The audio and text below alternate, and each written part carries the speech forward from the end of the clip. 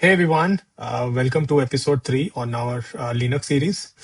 In this episode, we are going to understand the Linux boot process. We will understand how exactly your Linux boots step by step. If you have ever wondered what exactly happens from the moment you just press the power button up to your login screen, whether it is in a Windows machine or whether it is in a Linux server or anywhere, then this video is just for you. In this topic, we are going to understand each step one by one, and it is very important when it comes to working as a Linux admin or whether as a DevOps engineer or any of the SRE roles. Understanding this step by steps helps you not to become a good administrator, but also troubleshoot when you are exactly in a problem for the during your boot process. And just to give you an idea, this is a very common interview questions, any of the system design rounds or any of the Linux rounds, if you are applying for one of these roles, which you just mentioned. Without any delay, let's get started. So when it comes to understanding the overall boot process, we generally segregate into a 6-step procedure, which happens one by one.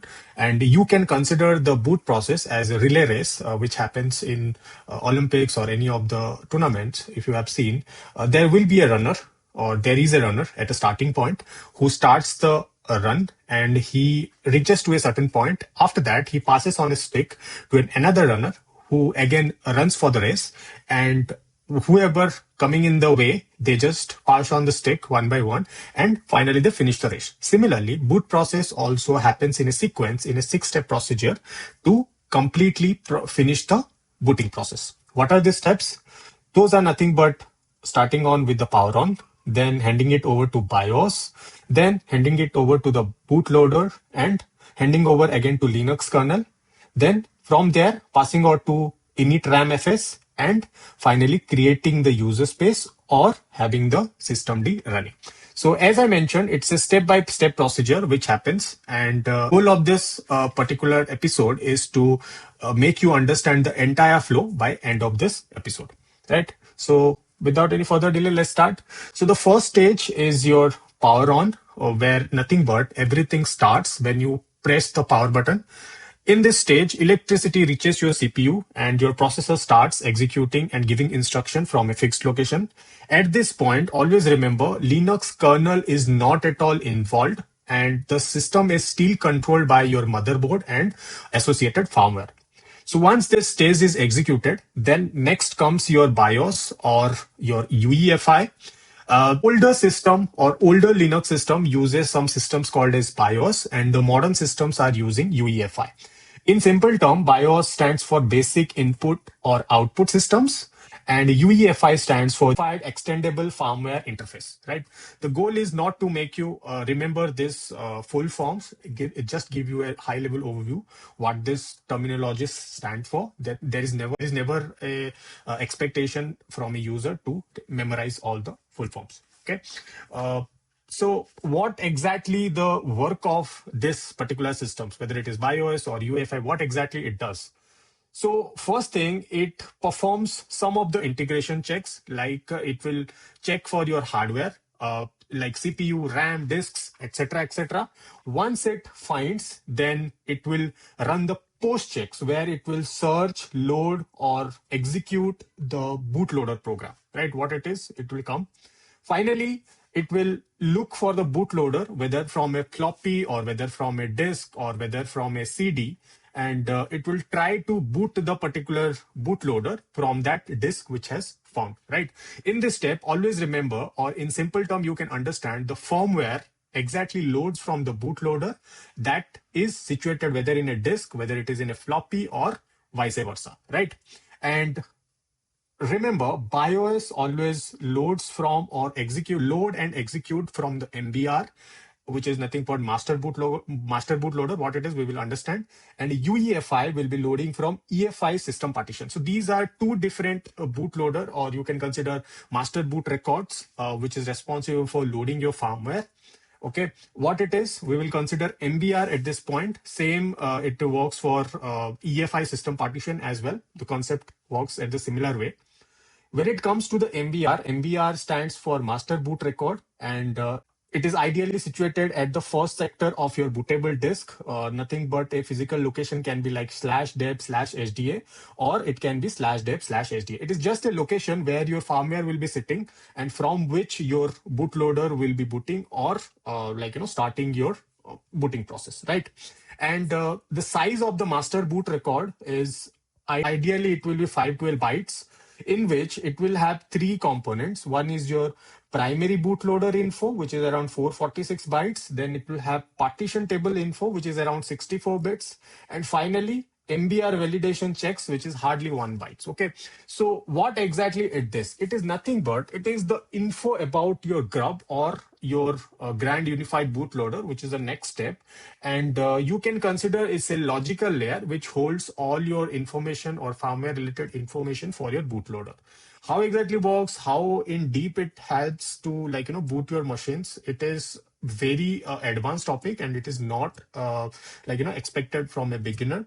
If you want to explore more, then please drop a comment in the comment box. I will be making more videos on it. But once you get familiarized with all the system administration related components, so this information makes more sense. But if you want to skip, or you don't want to get very deep inside, you can skip it for now. But the ideal motivation behind putting this info is to give you a high level overview. So once your MBR loads or your master bootloader loads, it will finally execute your GRUB. So MBR will be containing your info about your GRUB, which is highly used in modern Linux systems. Few of the older Linux systems can also have systems like Lilo, which is kind of outdated. And main job of your MBR is to load and execute the GRUB, which is the next process or next stage in your booting process, right? So GRUB stands for Grand Unified Bootloader.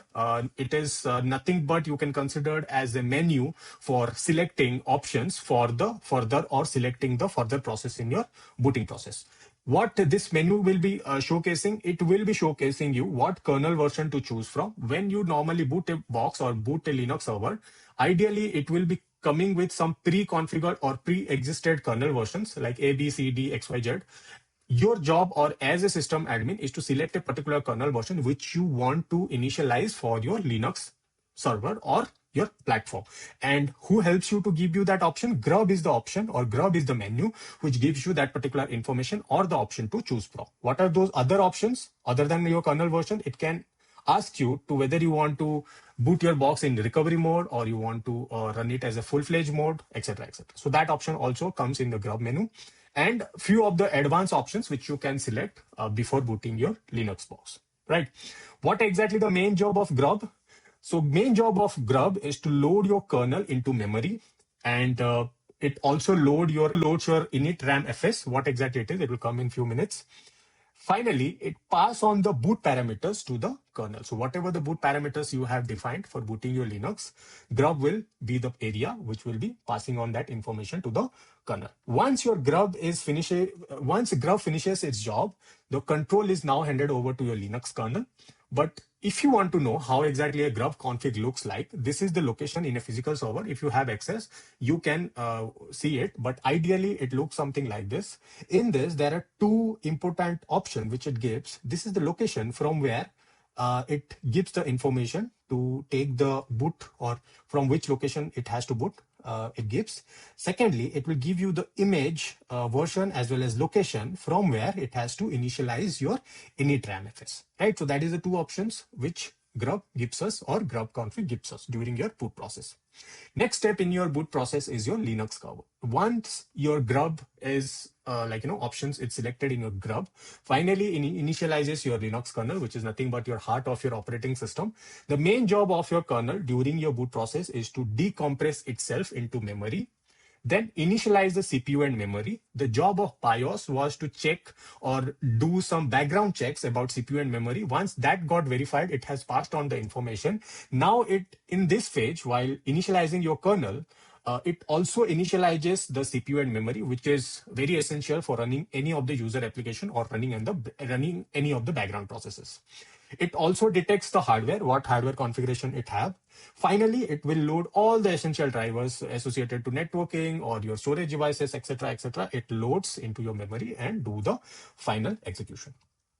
At this stage, the important part is that it still cannot access your root file system, which is your physical file system or your local file system, to storing or caching any of the user related information. But at this stage, still it cannot do. What it does, it uses a separate concept or file system concept called as init RAM-fs, which is the next step, which pass on next from Linux kernel to store the information temporarily in your RAM, which stands for initial RAM file system, which, as I mentioned, a temporary rule file system, which is loaded into your memory for storing any of the information during your boot process, as Linux kernel still doesn't have access to the root file system, right? What it does storing your storage drivers or loading your storage drivers, unlocking your encrypted disks, activating your logical volume manager or LVM, or activating your RAD. What it is, it will come in your next episodes. Mount all the real file systems or all your root file systems into your memory. Once this root file system is ready, then init RAM fs exits and hand over its control to the systemd, where exactly your first user space process is created, which is process ID 1, which is in modern systems known as a systemd, which is very important in your day-to-day operation. What are its main job? It starts your system services. It mounts your actual physical file systems, set up your networking, connect to the network, and bring the system to a target. And what exactly the target? It can be two types. It can be a multi-user target or it can be a graphical target. Multi-user target is for the server use cases, and graphical targets are mostly for your desktop use cases. What it is, how it works, we will see it in our systemd episode. But the process which does this for you is nothing but your systemd. Right. And this is where now your user can log in, store your information, or all the user related information gets stored in your root file systems, and user can do anything, whatever he likes. And now in this, your boot process completes. To give you, or summarize what are the steps, what are the 6 steps, it starts with your power on, where your CPU and all your hardware gets electricity. Once it is done, then it gets handed over to BIOS or UEFI, where all the system related checks happens, and loads your bootloader from your master boot record, or in this case, which is nothing but it then passes to GRUB, where GRUB gives us a menu to select which kernel version and what are the advanced versions and what is the mode which you want to boot, right? Finally, it gets executed, then it hands over to kernel, where exactly your heart of the operating system lies, and it checks or initializes, or your CPU and memory checks your hardwares. Finally, it cannot access the file system for saving or caching the user data. That's why it uses a temporary file system. We call it as init RAM-fs. Once it does initialize the actual file system, it then creates a user target or creates a user space with a multi-user target or graphical user target using systemd, and systemd creates a process ID 1, which is the first process of your system, and it is responsible for creating or initiating further processes for configuring your Linux. It configures your network services, drivers, storage services, etc., etc. Once it does, then user can log in. So this is a 6-step process in your booting process. Hope you understood it. It's kind of a more theoretical question, but understanding is very important. And this is one of the main questions which is being asked during your Linux interviews. Hope you get it. If not, then please put your doubts in the comment box or join our Discord community for having a more elaborative discussion on this topic or other topics which is discussed in this series. Please feel free to like, share, and subscribe. See you in next video. Thank you.